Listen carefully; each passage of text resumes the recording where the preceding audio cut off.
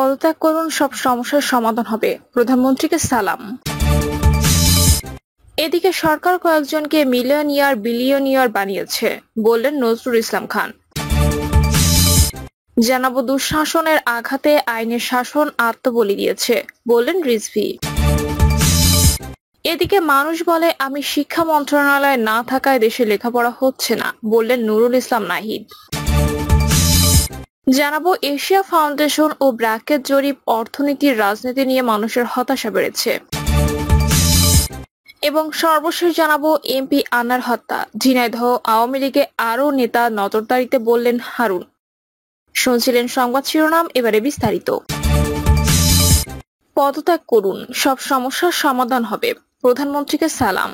BNP chairperson উপদেষ্টা ও ঢাকা মহানগর দক্ষিণের আহ্বায়ক আব্দুস সালাম বলেছেন, প্রস্তাবিত বাজেটে বেকারদের কর্মসংস্থানের কথা বলা নেই, নতুন শিল্প কারখানার কথা নেই। আজকে শিক্ষিত বেকাররা বিদেশ চলে যাচ্ছেন, কালো টাকা সাদা করার সুযোগ দিয়ে দুর্নীতিবাজদের আরো উৎসাহ দেওয়া হয়েছে। আপনি পদত্যাগ করুন, তত্ত্বাবধায়ক সরকারের অধীনে নির্বাচন দিন, তাহলেই দেশের সব সমস্যার সমাধান হবে, মুক্তি পাবে গণতন্ত্র আর মানুষ ফিরে পাবে বাক স্বাধীনতা। আব্দুস সালাম বলেন, এ সরকার সিন্ডিকেটের সরকার, সব কালোবাজারি ও দুর্নীতিবাজদের সঙ্গে সিন্ডিকেট করে এর সরকার ক্ষমতা এসেছে। আজকে বাংলাদেশ ব্যাংকে সাংবাদিকদের ঢুকতে দেওয়া হচ্ছে না। ব্যাংকের গভর্নর কি প্রধানমন্ত্রীর চেয়ে বেশি শক্তিশালী? আসলে প্রধানমন্ত্রীর নির্দেশে গভর্নর তার দায়িত্ব পালন করেছেন। তিনি বলেন, আওয়ামী লীগের সাধারণ সম্পাদক ওবায়দুল কাদের কথায় কথায় প্রধানমন্ত্রী শেখ হাসিনার সঙ্গে বেগম খালেদা জিয়ার তুলনা দেন। বেগম জিয়ার সঙ্গে কারো তুলনা হয় না, খালেদা জিয়া কারোর সঙ্গে আপোষ করেন না। হুসেইন মোহাম্মদ এরশাদের সঙ্গে আপোষ করে নির্বাচনে কে গিয়েছিল? ১/১১-তে ফখরুদ্দিন সরকারের সঙ্গে কে আপোষ করেছিলেন? তখন যদি খালেদা জিয়া আপোষ করতেন, তাহলে আপনি নন খালেদা জিয়াই আবার প্রধানমন্ত্রী হতেন। চলমান আন্দোলনেও অনেকবার আপোষের প্রস্তাব দিয়েছিলেন। ৯৬ সালে তিনি নির্বাচিত প্রধানমন্ত্রী হওয়া সত্ত্বেও গণতন্ত্রের স্বার্থে প্রধানমন্ত্রিত্ব থেকে পদত্যাগ করেছিলেন, আপোষ করেছিলেন জনগণের স্বার্থে, গণতন্ত্রের স্বার্থে। সরকার কয়েকজনকে মিলিয়নিয়ার বিলিয়নিয়ার বানিয়েছে, বললেন নজরুল ইসলাম খান। বিএনপির স্থায়ী কমিটির সদস্য নজরুল ইসলাম খান বলেছেন, জিয়াউর রহমান জনগণের গণতন্ত্র কায়েমের কথা বলেছেন, প্রশাসনকে জনগণের কাছে নিয়ে যেতে গ্রাম সরকার গঠন করেছিলেন। আর এখনকার সরকারে যারা আছে তারা কয়েকজনকে কোটিপতি মিলিয়নিয়ার বিলিয়নিয়ার বানিয়েছেন। নজরুল ইসলাম খান বলেন, দেশীয় কৃষি উন্নয়ন ও শিল্পের বিকাশ ঘটেছিল জিয়াউর রহমানের হাত ধরে। তার সময়ে আমরা তৈরি পোশাক, চিনি ও চিংড়ি রপ্তানি করেছি। তার সময় অপরিচিত অপ্রচলিত পণ্য বিদেশে রপ্তানি হয়েছে। টেক্সটাইল, সুগার মিল ও সার কারখানা প্রতিষ্ঠা করতে তিনি বেসরকারি বিনিয়োগ উন্মুক্ত করেছিলেন। এ সময় তিনি আরো বলেন, জিয়াউর রহমান কোনোদিন শেখ মুজিবুর রহমানকে হেয় করে কথা বলেনি, খালেদা জিয়াও করেনি, আর তারেক রহমান তার কবর জিয়ারত করেছেন। সম্মান দিলে সম্মান বাড়ে, কমে না। অথচ এক মন্ত্রী বলেন, জিয়াউর রহমান পাকিস্তানের চর ছিলেন। তাহলে জিয়াউর রহমানকে সেক্টর কমান্ডার কারা বানিয়েছিল? কে বীর উত্তম পদবি দিয়েছিল? দুঃশাসনের আঘাতে আইনের শাসন আত্মবলি দিয়েছে, বললেন রিজভী। বিএনপি সিনিয়র যুগ্ম মহাসচিব অ্যাডভোকেট রুহুল কবির রিজভী বলেছেন, দেশে আওয়ামী সরকারের কালো ছায়া পরিব্যাপ্ত, সব প্রতিষ্ঠান আওয়ামী শাসনের অভিঘাতে বিপন্ন। প্রায় দুঃশাসনের আঘাতে আইনের শাসন মনে হয় আত্মবলি দিয়েছে। রিজভী বলেন, যুব দলের সাবেক সভাপতি সাইফুল আলম নীরব বারবার জামিন পাওয়ার পরও জেলগেট থেকে বেরোনোর সময় নতুন মামলা দিয়ে তাকে কারাবন্দী করে রাখা হচ্ছে। তিনি বলেন, গত ৫ই জুন উচ্চতর আদালতে রিট পিটিশন করলে আদালত কোনো ওয়ারেন্ট ছাড়া মামলা না দেওয়ার জন্য আদেশ দিলেও সব মামলায় জামিনপ্রাপ্ত সাইফুল আলম নীরবকে আজও মুক্তি দেওয়া হয়নি। আওয়ামী বাকশালী শাসনের সংক্রমণে পুলিশি সিদ্ধান্ত সর্বোচ্চ মর্যাদা পায়, হাইকোর্টের নির্দেশকেও পুলিশ তোয়াক্কা করে না। তিনি আরো বলেন, গত ৫ই জুন চতুর্থ দফা দামি উপজেলা নির্বাচন হয়েছে। বিরোধী দলহীন এবং ভোটার শূন্য নির্বাচনে নিজেরা নিজেদের প্রতিপক্ষ বানিয়ে একদলীয় উপজেলা নির্বাচন উপভোগ করেছেন।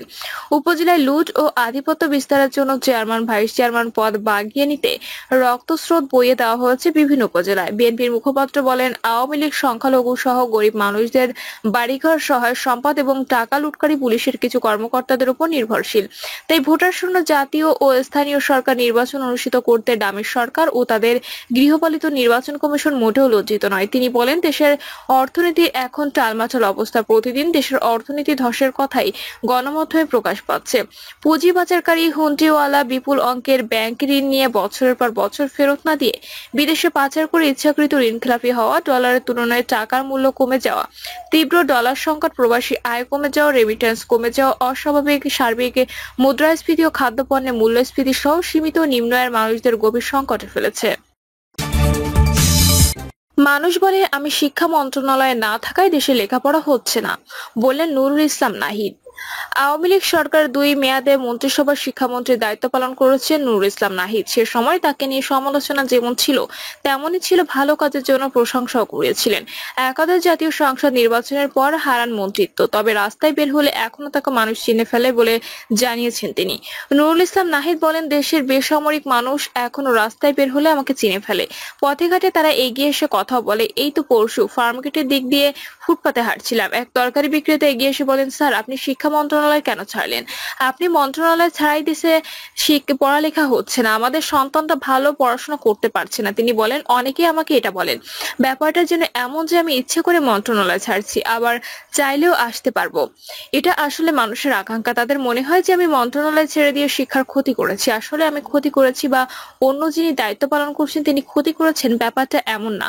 নতুন শিক্ষাক্রম নিয়ে অভিভাবকদের অভিযোগ অনুযোগের বিষয়টিতে ইঙ্গিত করে নুরুল ইসলাম নাহিদ বলেন, যে কোনো পরিবর্তন এলে নানান সমস্যা দেখা দেয়। হয়তো সেই পরিবর্তনের ইতিবাচক ফলটা তাৎক্ষণিক না পেয়ে অনেক অভিভাবক অসন্তুষ্ট থাকেন, সেজন্য অনেকে রাগ ক্ষোভ থেকে অভিযোগ করে থাকেন। এটা একটা সমস্যা, এটা কাটিয়ে উঠতে হবে। প্রধানমন্ত্রী হিসেবে দায়িত্ব পালনকালে শিক্ষার্থীদের পড়াশোনার ক্ষেত্রে কি কি ভূমিকা রেখেছিলেন তা তুলে ধরে নুরুল ইসলাম নাহিদ বলেন, আগে মেয়েরা পিছিয়ে ছিল, স্কুলে আসতে চাইতো না, আমরা বিভিন্ন পদক্ষেপ নিয়েছি, উপবৃত্তি পৌঁছে দিয়েছি, তখন এতটা সহজে ছিল না, তার ফল এখন পাচ্ছি আমরা।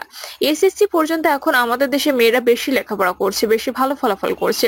মেয়েরা কোথায় ছিল আর এখন কোথায় পৌঁছে গেছে। শিক্ষা মন্ত্রণালয়কে আগে তো অত বড় কিংবা গুরুত্বপূর্ণ মন্ত্রণালয় ছিল না, মেয়েদের ভালো ফল করার সুবাদে সবার কাছে বড়সড় বলে গণ্য হয়েছে। দেশ বিদেশে আলোচনা হয়েছে, তখন সবাই সহযোগিতার হাত বাড়িয়ে দিয়েছে, তার আগে অত গুরুত্ব পেত না। ফেলের হার বাড়ছে উল্লেখ করে সাবেক এই শিক্ষামন্ত্রী বলেন, আমি যখন মন্ত্রণালয়ের দায়িত্বে ছিলাম তখন অনেক শিক্ষার্থী ফেল করতো, অনেক স্কুল ছিল বিভিন্ন বোর্ডের অধীনে, সেটা 20-30 থেকে 40টা পর্যন্ত থাকতো, যেখানে একজনও পাশ করতো না। কিন্তু এবারে তথ্য আমি বিস্মিত, এবছর 3 লাখের বেশি ফেল করেছে, 51টা স্কুলের কেউ পাশ করেনি। আরো মর্মান্তিক খবর আছে ফলাফলের মধ্যে, সেগুলো বলছি না, উল্লেখ করলেও মনটা খারাপ হয়। তাহলে বুঝে নেন আমরা এগোচ্ছি নাকি পেছাচ্ছি। এসব দিকে আমাদের আরো নজর দেওয়া দরকার। এশিয়া ফাউন্ডেশন ও ব্র্যাকের জরিপ, অর্থনীতির রাজনীতি নিয়ে মানুষের হতাশা বেড়েছে। দেশের রাজনৈতিক পরিস্থিতি ও অর্থনৈতিক অবস্থা নিয়ে 5 বছর আগের তুলনায় এখন মানুষের আশা আরো কমেছে বলে দ্য এশিয়া ফাউন্ডেশন ও BRAC Institute of Governance and Development এক সমীক্ষায় উঠে এসেছে। চলতি বছরের ফেব্রুয়ারি থেকে মার্চ পর্যন্ত citizens protection survey on the governance development and society শিরোনামে এই সমীক্ষা চালানো হয়। প্রতি জেলা থেকে 106 জন উত্তরদাতা নির্বাচনের মাধ্যমে 64 জেলায় 6,784 জনের উত্তরের ভিত্তিতে সমীক্ষা প্রতিবেদনটি তৈরি করা হয়েছে। 2015, 2017, 2018, 2019 ও 2022 সালেও একই ধরনের সমীক্ষা করে প্রতিষ্ঠান দুটি। সমীক্ষা পরিচালনাকারী প্রতিষ্ঠানের এক বিজ্ঞপ্তিতে বলা হয়েছে, দেশের সব শ্রেণীর আয়ের মানুষের মধ্যে অর্থনীতি সম্পর্কে আশাবাদ কমছে। যাদের আয় মাসে 5,000 টাকা বা এর কম, অর্থনীতি নিয়ে নেতিবাচক মনোভাব তাদের মধ্যে সবচেয়ে বেশি। 2019 সালে নিম্ন আয়ের এমন 84% উত্তরদাতা বলেছিলেন অর্থনীতি সঠিক পথে রয়েছে। 2024 সালে তা উল্লেখযোগ্য কমে 42% নেমেছে। শুধু নিম্ন আয়ের মানুষের নয়, দেশের সব আয়ভিত্তিক শ্রেণীর উত্তরদাতার মধ্যেও অর্থনীতি রাজনীতি নিয়ে প্রত্যাশা কমছে বলে জরিপে উঠে এসেছে। সামাজিক, রাজনৈতিক ও অর্থনৈতিকভাবে দেশ সঠিক পথে চলছে কিনা এমন 3টি বিষয় জিজ্ঞাসায় 58% উত্তরদাতা বলেছেন বাংলাদেশ ভুল পথে এগোচ্ছে। 2017 সালে এমন ধারণা পোষণ করতেন মাত্র 17% নাগরিক। অনেকের অর্ধেকের বেশি অর্থাৎ 52% উত্তরদাতা নিত্য প্রয়োজনীয় পণ্যের মূল্য বৃদ্ধিকে দেশের উল্লেখযোগ্য অর্থনৈতিক সমস্যা হিসেবে চিহ্নিত করেছেন। উত্তরদাতাদের মধ্যে 95% বলেছেন মূল্যবৃদ্ধি তাদের জীবন ও জীবিকার উপর নেতিবাচক প্রভাব ফেলছে। সরকারের সঙ্গে সম্পর্ককে কিভাবে মূল্যায়ন করবেন এমন প্রশ্নের উত্তরে 40% অংশগ্রহণকারী বলেছেন সরকারের সঙ্গে তাদের সম্পর্ককে প্রধানমন্ত্রী বনাম নাগরিক সম্পর্ক হিসেবে দেশে দেখে থাকেন, যেখানে 29% উত্তরদাতা সরকারকে কল্যাণকারী পৃষ্ঠপোষক এবং রক্ষাকর্তা হিসেবে বিবেচনা করছেন। 14% নাগরিক মনে করেন সরকারের সঙ্গে তাদের কোনো সম্পর্ক নেই, যেখানে 2022 সালে এই মনোভাব ছিল 9%-এর মধ্যে। জরিপের সংবাদ ও গণমাধ্যমের প্রতি মানুষের ধারণা কেমন তাও বোঝার চেষ্টা করা হয়েছে।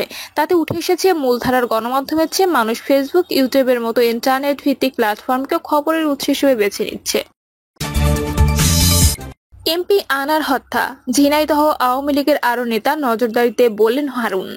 সংসদ সদস্য আনোয়ারুল আজিম আনার হত্যাকাণ্ডের ঘটনায় ঝিনাইদহ আওয়ামী লীগের আরও নেতা নজরদারিতে রয়েছেন বলে জানিয়েছেন মহানগর গোয়েন্দা পুলিশের প্রধান মোহাম্মদ হারুনুর রশিদ। তিনি বলেন, আমাদের টিভি লালবাগ বিভাগ মামলাটি তদন্ত করেছে। ভারতে একটি হত্যা মামলা হয়েছে। আমাদের দুই দেশের উদ্দেশ্য অভিন্ন। মামলা তদন্তে আমরা আসামিদের সঙ্গে কথা বলেছি, ভারতে গ্রেপ্তার আসামির সঙ্গে কথা বলেছি। বাংলাদেশে গ্রেপ্তার মূল ঘাতক শিমুল সহ অন্যরা 164 ধারায় জবানবন্দি দিয়েছেন। তথ্যপত্র বিচার বিশ্লেষণ করে আমরা মনে করছি ঝিনাইদহ আওয়ামী লীগের সমাজ কল্যাণ সম্পাদক বাবুকে জিজ্ঞাসাবাদ প্রয়োজন। সে পরিপ্রেক্ষিতে আমরা তাকে গ্রেপ্তার করে রিমান্ডে এনেছি। রিমান্ডে তার জিজ্ঞাসাবাদ চলছে। অপর এক প্রশ্নের জবাবে তিনি বলেন, এই হত্যাকাণ্ডটি ভারতে যারা ঘটিয়েছেন মোটা দাগে তারা সবাই বাংলাদেশি। হত্যাকাণ্ডের পর তারা সবাই বাংলাদেশ এসেছেন। এসে হত্যাকাণ্ডের ছবি বা বিভিন্ন বিষয়গুলো বিভিন্ন জনের কাছে শেয়ার করেছেন কিনা তা তদন্ত করেছি। ছবি বা তথ্য শেয়ার করে আর্থিকভাবে তারা লাভবান হয়েছেন কিনা এবং কাদের কাছ থেকে লাভবান হয়েছে সবগুলো বিষয় আমরা তদন্ত করে বের করার চেষ্টা করছি। হত্যাকাণ্ডে 2 কোটি টাকা লেনদেনের বিষয়ে জানতে চাইলে তিনি বলেন, বিষয়গুলো আমরাও শুনেছি। ডিবি প্রধান বলেন, হত্যাকাণ্ডের মূল পরিকল্পনাকারী যিনি শাহিন, তিনি ঢাকা থেকে দিল্লি, কাঠমান্ডু, দুবাই হয়ে আমেরিকা চলে গেছেন। তাকে ধরতে না পারলে বাকি আসামিদের বিষয়ে আমরা তথ্য পেয়েছি, অনেকে গ্রেপ্তার করেছি। একজন ভারতে গ্রেপ্তার হয়েছেন, একজন কাঠমান্ডুতে গ্রেপ্তার সিয়াম বর্তমানে ভারতে আছেন। বাংলাদেশে গ্রেপ্তার 3 জন আদালতে 164 ধারায় জবানবন্দি দিয়েছেন। এই হত্যাকাণ্ডে মাস্টারমাইন্ড শাহিনের ব্যবহৃত 2টি গাড়ি জব্দ করা হয়েছে। প্রিয় দর্শক, এই ছিল এখনকার সর্বশেষ সংবাদ। আপডেট সব সংবাদ পেতে চ্যানেলটি সাবস্ক্রাইব করে বেল আইকনটি ক্লিক করে রাখুন।